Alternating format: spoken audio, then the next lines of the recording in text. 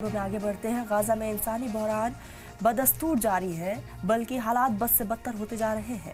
हर गुजरते दिन में खुराक और सेहत की देखभाल जैसी बुनियादी चीज की वजह से कई लोग मारे जा चुके हैं। अस्पताल मरीजों से भरे पड़े हैं, लेकिन कम से कम डॉक्टर अवेलेबल है।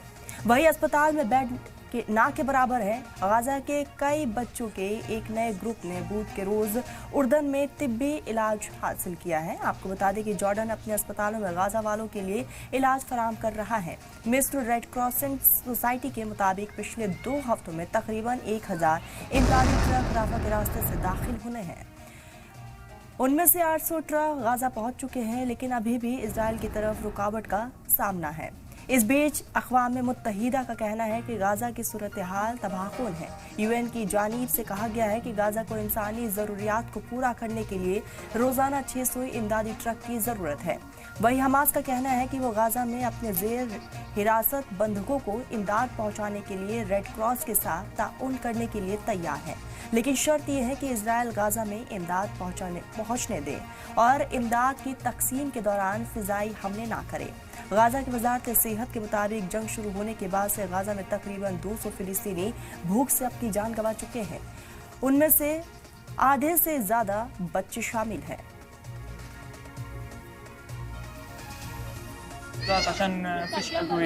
I left because there are no suitable medications that I can use to help me get better, and there is no healthy food and no places where I can get treatment. The situation is very difficult in the Gaza Strip, with no suitable medication or suitable food. I left and came here to Jordan so I can receive treatment.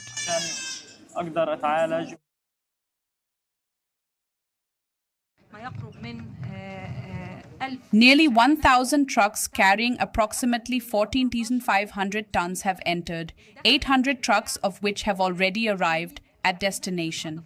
Today we are waiting for the trucks that will enter, and we will see how many have arrived. They carry approximately 8,000 tons, most of which are food supplies represented by food baskets and also flour. The situation is beyond catastrophic. Hospitals are overstretched.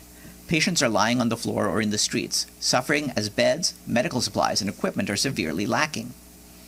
Yesterday, emergency medical teams were denied entry into Gaza. The World Health Organization tells us that more than 100 health professionals, including surgeons and other specialized medical staff, have been barred from entry since March this year. This plan to occupy the entire Gaza Strip has only one meaning, and this meaning is the death of the hostages, the death of the Palestinians, and yes, also the death of the Israeli soldiers. If they send our soldiers to kill and get killed, the only meaning is just more death.